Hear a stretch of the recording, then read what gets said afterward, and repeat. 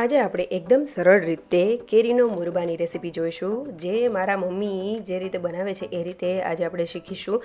અને આ મુરબો એવો છે કે જે આસાનીથી કોઈ પણ વ્યક્તિ બનાવી શકે ને તેટલો સરળ છે. તડકા છાંયામાં રાખવાની પણ જરૂર નથી, ફટાફટ બની જાય તેવો છે. તો વિડીયોને એન્ડ સુધી જરૂરથી જોતા રહેજો. તમારું સ્વાગત છે મારી ચેનલમાં અને આપ સૌને મારા જય શ્રી કૃષ્ણ. તો ચાલો શરૂ કરીએ આજની આ રેસીપી. તો સૌથી પહેલાં આપણે કેરીને લઈ લઈશું. તો મેં અહીંયા 500 ગ્રામ કેરીનો મુરબો બનાવેલો છે. તો આ એકદમ સરસ એવી કાચી એવી કેરી હોય એ રીતની લીધેલી છે. અને કેરી મેં રાજાપુરીનો ઉપયોગ કરેલો છે. તમે જે રીતે કરતા હોય એ રીતે કરી શકો છો. તો સૌથી પહેલાં આપણે તેને ઉપરની છાલ કાઢી લેશું. અને તમે જોઈ શકો છો મેં વધારે ગ્રીન પાર્ટ હોય એ રીતે નથી રહેવા દીધું. તેની મીડિયમ એવી જે બધી છાલ છે એ કાઢી લીધેલી છે. તો આ રીતની આપણે કેરીને કરી લેશું. ત્યારબાદ તેમાંથી કટ કરી લેશું.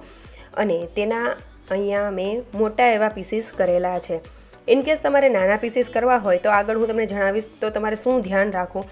બાકી કોઈ પ્રોબ્લેમ નથી આવતો, સરખો જ થાય છે. પણ મેં મોટા પીસીસ રાખીને મુરબો બનાવેલો છે. તમારે મીડિયમ સાઇઝના કે થોડા નાના એવા પીસીસ કરીને કરવો હોય તો પણ સરસ એવો આ મુરબો તૈયાર થશે. તો તમે જોઈ શકો છો અત્યારે મેં કઈ રીતે કરેલું છે. અને આખી કેરીને આ રીતે જ આપણે કટ કરીને રાખી દઈશું. અને કેરી જેમ ખાટી હોય તો ખાટી મીઠી કેરીનો મુરબો ખાવાની મજા જ કંઈક અલગ હોય છે. તો બહુ સરસ એવું બને છે. તો કેરી થઈ જાય એટલે આપણે તરત જ એક તપેલામાં મેં પાણી ગરમ કરવા માટે મૂકી દીધેલું છે. અને તેની ઉપર આ રીતની આપણે મેં ચાળણી રાખેલી છે. તમે આ જે પ્રોસેસ છે તેને સ્ટીમર એટલે કે ઢોકળિયામાં પણ કરી શકો છો. અને જો ઢોકળીનો હોય તો આ રીતે પણ કરી શકાય, અથવા તો જે કાણાવાળી ડીશ આવે છે તેમ રાખીને પણ કરી શકાય છે. હવે તેની ઉપર આપણે કેરીને ગોઠવી દેશું અને તેને ઢાંકી દેશું. અને આ રીતે તેને બાફવા માટે રાખી દેશું. તો તે વધારેમાં વધારે 5 મિનિટ, એનાથી વધારે નહીં થાય. 2 થી 3 મિનિટમાં તો સરસ એવી એકદમ હાઈ ફ્લેમ ઉપર બાફીશું એટલે સરસ એવી થઈ જશે. એને સાઈડમાં રાખી દેશું. જ્યાં સુધી બફાય ત્યાં સુધીમાં આપણે આગળની પ્રોસેસ કરી લેશું. તો તેના માટે મેં 500 ગ્રામ જેટલી ખાંડ લીધેલી છે. તો 500 ગ્રામ જેટલી ખાંડનો 500 ગ્રામ કેરીની સામે મેં 500 ગ્રામ જેટલી ખાંડનો ઉપયોગ કરેલો છે. પણ જો તમારે વધારે ગળ્યું થોડું એવું બનાવવું હોય તો તમે થોડી વધારે પણ ઉપયોગ કરી શકો છો. આ જે મુરબો છે તે બહુ સરસ એવો પરફેક્ટ એવો થાય છે. તો હવે તેમાં આપણે જેટલું ખાંડ એક વખત એડ કરી દઈએ પછી તેની ઉપર થોડું પાણી એડ કરી દેવાનું. જેટલી ખાંડ ડૂબે એટલું જ આપણે પાણી એડ કરવાનું છે. ત્યારબાદ ગેસની ફ્લેમ ચાલુ કરી દઈશું અને હાઈ ફ્લેમ ઉપર તેને સરસ એવું હલાવતા તેની ખાંડને ઓગળવા દઈશું. અત્યારે આપણે બીજી કંઈ પ્રોસેસ નથી કરવાની, સાઈડમાં તેને રાખી દઈશું. ત્યારબાદ આ તમે જોઈ શકો છો 3 થી 4 મિનિટ જેવું થશે ને ત્યાં સુધીમાં તો થઈ જ ગઈ હશે. એક વખત ચેક કરી લેવું, 2 થી 3 મિનિટ થાય એટલે ચેક કરી લેવું કે આપણી જે કેરી છે તે સરસ એવી બફાઈ ગઈ છે કે નહીં. આ રીતે ચપ્પુની મદદથી ચેક કરી લેવાનું છે.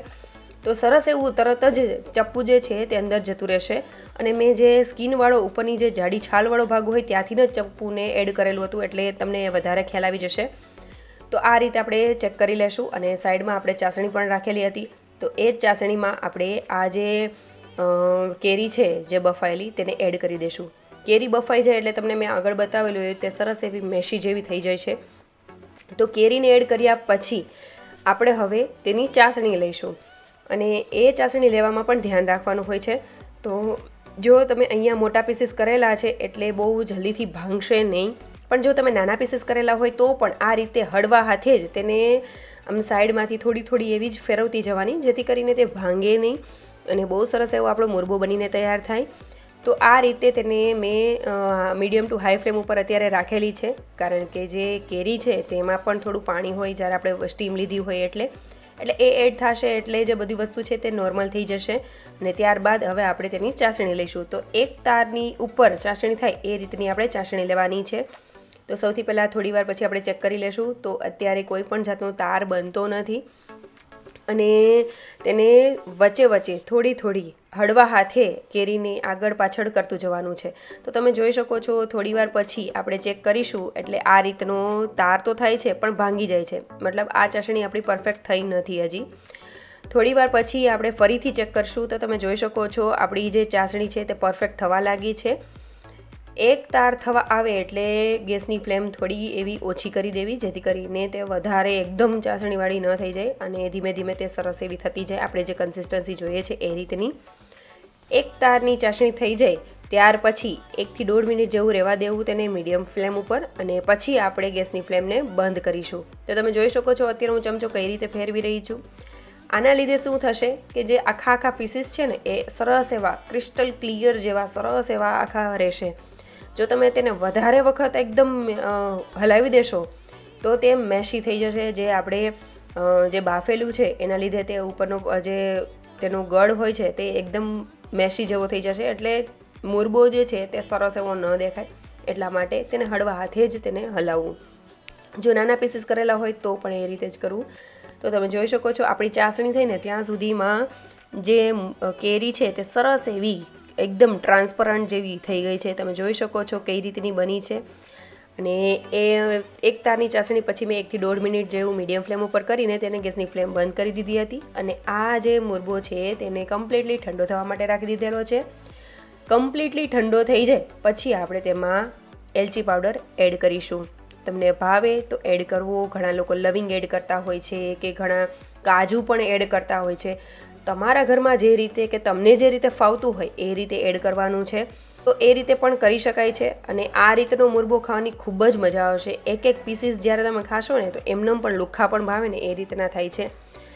અને જો વધારે કેરી ખાટી હોય તો તમે જ્યારે મુરબો બની ગયા પછી ટેસ્ટ કરશો ને તો તમને થોડી ખટાશ જેવી લાગશે.